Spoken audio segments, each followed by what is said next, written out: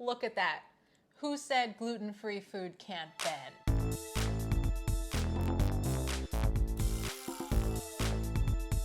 Today we're going to be making smooth, soft, and bendy cassava flour tortillas. Let's get started. First, you'll need 175 grams of cassava flour. Next, you'll need 25 grams of tapioca starch. Now, tapioca starch and cassava flour come from the same plant, but tapioca starch is just the starch, and that's the ingredient that we'll need to make these bendy. Now we're going to add a pinch of salt. We also need a heaping half teaspoon of xanthan gum. Stir it together so that all the dry ingredients are evenly distributed. This step is important so that your dough doesn't end up lumpy. Now we need 200 grams of piping hot water. I've boiled my water to 205 degrees. This is what's going to activate the starch. Next, we need 45 grams of avocado oil. Now it's time to combine our wet and dry ingredients. I'm going to use my fork to incorporate the dough and make it fluffy. You can see that the hot water is activating that starch right away. You should end up with a shaggy looking dough. You'll need to mix for a couple minutes, and as you mix, the dough is going to come together into a smooth ball. Keep kneading until you have collected a lot of the shaggy bits on the side and until the dough ball is smooth.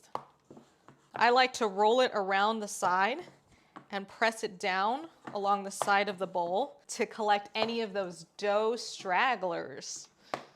And when I press, I'm really trying to stretch the dough. It's not a gentle press. All right. Now, most of the craggly bits on the side of the bowl have been collected, and you should see a relatively smooth ball of dough. There may still be some cracks, but don't worry, that will all get worked out in the rolling process. Next, we are going to measure this out into 10 even pieces. Each piece will be around 43 grams. Keep these covered with a damp cloth.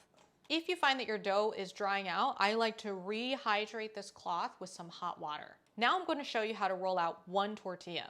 There's a couple tricks to get it smooth and round. You're going to take your craggly little dough ball and you're going to press it and tuck in the top edge and press it again and turn. Tuck and turn. Tuck and turn. Tuck and turn. It may look like it's never going to get smooth, but have a little faith and keep going. The trick is, again, just like when you were kneading it before, to really press and stretch the dough. And when you press, you're not pressing down into the dough, you're pressing out and away. And you'll see that the dough can really stretch that way. That is what is going to make a smooth tortilla. You're going to tuck in all those rough sides until you have some round edges like this. Now you'll take your rolling pin and roll it out into a circle.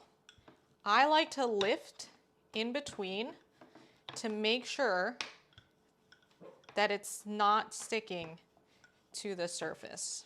And this is what it looks like. Soft, bendy, and smooth.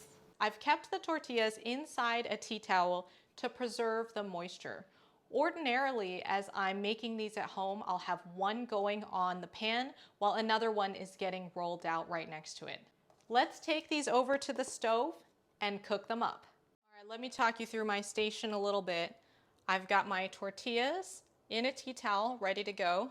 I've got my pan preheating, and I've got somewhere to put my tortillas when they're done with a tea towel staged. Sometimes I do like to keep them in a warm oven in a pan, but today we're going to keep them here. I love this fish spatula because it makes flipping things easy. Let's put our first tortilla in the pan. You'll know when it's time to flip because you'll see little bubbles form and you'll see the edges peel away from the pan.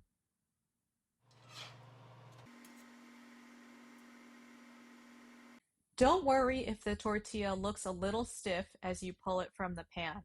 It will soften as it rests with the other tortillas. All right, let's give it a try. Don't forget to bow to the taco.